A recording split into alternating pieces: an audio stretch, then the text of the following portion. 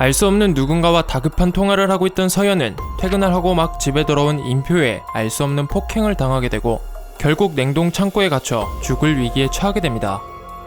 그런데 그때 누군가 냉동 창고에 들어와 서연을 구해주게 되죠. 그 사람은 바로 강태우였습니다. 분명 태우는 서연이 99억을 훔쳐간 사람이라고 생각해 찾아갔었고, 서연 또한 태우가 99억을 찾고 있는 사람이라고 생각하여 서로를 적대관계로 여겼었는데, 도대체 무엇 때문에 태우는 서연을 구해준 것이고 서연은 무엇 때문에 태우의 도움을 받을 수 있었던 것일까요? 자신이 경찰이라는 것을 소개하며 그 어마어마한 돈 전부 어디다 숨겨놓았냐는 태우의 말에 서연은 당황하게 됩니다. 그런데 태우의 시계를 보게 된 서연은 갑자기 경찰이 맞는지 경찰서에 전화해볼까, 아님 내 차에서 내릴래 라고 얘기하게 되죠. 알고 보니 태우의 동생에게 열쇠를 건네 받을 때 보게 된 손목에 차여진 낡은 시계, 그것과 똑같은 시계를 태우가 차고 있는 것을 보고 둘이 무슨 사이인가? 라는 생각에 더불어 태우가 경찰이 아닐 수도 있겠다 라는 생각도 하게 되어 경찰이 맞는지 아닌지 떠본 것이었죠. 그래서 태우는 당연히 서연의 말에 당황하게 되어 그 돈 주인들이 당신을 찾고 있다, 자신이 알고 싶은 건 돈이 아니라 그날 밤 있었던 진실뿐이라는 솔직한 얘기를 하게 됩니다. 그뿐만 아니라 자신의 명함을 주며 재훈이 돈을 숨긴 곳을 알고 있으니 그곳을 알고 싶다면 전화하라고 얘기를 한 뒤 그 자리를 뜨게 되죠. 그런데 하필 그때 막 퇴근을 하고 집에 온 임표가 태우와 서연이 같이 있었던 장면을 목격하게 됩니다. 근데 이상하게도 평소 같으면 서연을 폭행했을 임표는 그날따라 온순한 양처럼 행동을 하게 되죠. 하지만 서연이 잠시 자리를 비운 사이 핸드폰 패턴을 풀어보려고 하며 서연을 의심하기 시작하게 됩니다. 그 후 서연은 갑자기 경찰서를 찾아가게 됩니다.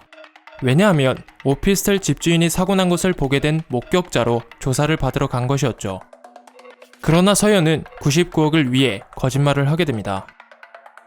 다음날 서연은 청소 알바를 하고 있는 몸이 불편한 그 집주인 노파에게 오늘까지만 하고 그만둘 거라는 얘기를 하는 것뿐만 아니라 알바가 끝난 후 아직 의식이 없는 오피스텔 집주인에게 가서 곧장 경찰서로 가서 모든 것을 얘기할 거다, 정말 미안하다는 의미심장한 말을 하게 되죠. 왜냐하면 그놈의 99억 때문에 태우의 동생을 죽게 만든 것, 한 가정의 아내이자 이쁜 아이의 엄마이기도 한 오피스텔 집주인에게 나쁜 짓을 한 것, 그리고 자신 또한 계속 변하고 있다는 생각에 99억을 포기하기로 마음을 먹었기 때문이었습니다.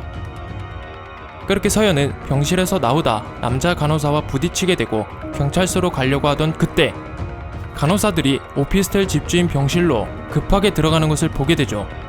그리고 다시 병실로 들어간 서연은 충격에 휩싸이게 됩니다. 왜냐하면 서연이 병실에서 나온 지 고작 몇 분 만에 오피스텔 집주인이 사망했기 때문이었죠. 알고 보니 며칠 전 이 쓰레기 같은 재훈이 99억을 보게 된 오피스텔 집주인이 깨어나면 골치 아플까봐 청부살인을 맡겼던 것이었고, 그렇게 며칠 후 오피스텔 집주인을 살해한 것이었죠. 그리고 재훈은 오피스텔 집주인이 죽었다는 확인 전화를 받은 뒤 희주와 희주의 아빠와 같이 아무 일도 없다는 듯이 밥을 먹게 됩니다. 그리고 기분 좋게 집에 가던 그때 서연이 찾아오게 되죠. 알고 보니 서연은 직감적으로 오피스텔 집주인을 죽인 사람이 재훈인 것을 알아차려 한 걸음에 달려온 것이었습니다. 허나 이미 돈에 미친 재훈은 서연에게 네가 먼저 99억이면 인생 전부를 다 바꿀 수 있다고 했다, 이제 그만 끝내자고 말을 하게 되죠. 그래서 인표의 회사 제품을 재훈의 재단에다 납품하려던 계약까지 파기되고 인표는 미쳐 날뛰게 됩니다. 한편 재훈이 돈에 미쳐 사람까지 죽이는 모습을 보게 된 서연은 99억을 포기하겠다는 마음을 접고 태우에게 연락을 하게 됩니다. 그리고 가방에 있는 곳을 알려주면 그때 그 현장에서 주운 열쇠를 주겠다고 말하며 약속 장소를 잡으려 하던 그때 납품 계약이 파기되어 화가 머리 끝까지 난 인표가 집에 들어오게 되고 서연이 통화를 하든 말든 폭행을 하기 시작하게 되죠. 그런데 전화가 끊어지지 않아 태우는 서연이 인표에게 폭행당하고 있다는 소리를 듣게 되고 허겁지겁 서연의 집을 찾아 나서게 됩니다. 그렇게 태우는 밤늦게 돼서야 서연의 집을 찾게 되죠. 하지만 아무리 찾아도 서연은 그 어느 곳에도 없었고, 그래서 인표에게 무력을 행사하며 아까 전화소리로 다 들었다, 서연 지금 어디 있냐고 협박을 해서 결국 냉동 창고에서 찾아내게 됩니다. 그래서 서연은 태우에 의해 무사히 구출되고 재훈이 돈을 숨겨놓은 곳을 찾아가 99억을 다시 자신의 품으로 가져올 수 있게 되죠. 그리고 서연 또한 약속대로 사건 당일 태우의 동생이 건네준 키를 태우에게 건네주는 것 뿐만 아니라 지금까지 그 죽은 사람이 태우의 동생인 줄 몰랐는데 이제 와서야 열쇠를 건네준 사람이 태우의 동생이었다는 것을 알게 됩니다. 그 후 서연은 99억을 자신이 청소 알바를 했던 노파가 있는 집에다 다시 숨기게 되죠.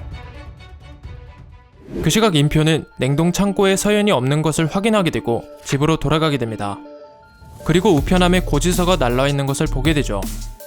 그런데 그 우편물을 보고 깜짝 놀라게 됩니다. 왜냐하면 그 우편물은 서연에게 온 속도 위반 딱지였죠. 알고 보니 며칠 전 우물에 있던 99억을 가지고 집으로 돌아갈 때 과속 카메라에 찍혔던 것이었습니다. 그런데 하필 그걸 인표가 보게 된 것이었죠. 그래서 그때부터 인표는 서연이 자신 몰래 태우를 만난 것 뿐만 아니라 태우가 갑자기 찾아와 자신을 협박하면서까지 서연을 찾았던 것, 그리고 타 지역에서 찍힌 속도 위반 딱지가 날라온 것을 보며 서연이 요즘 무슨 짓을 벌이고 다니는 게 확실하다고 생각하게 됩니다. 서연의 행동이 이상하다는 걸 눈치챈 인표, 그는 앞으로 서연에게 어떻게 행동을 하게 될까요? 그리고 숨겨놓았던 99억이 없어진 줄도 모르고 있는 재훈은 어떻게 될 것이며 서로의 모든 것을 알게 된 태우와 서연은 앞으로 어떤 관계가 될까요? 구독, 좋아요, 알람 설정은 저희에게 정말 큰 힘이 됩니다.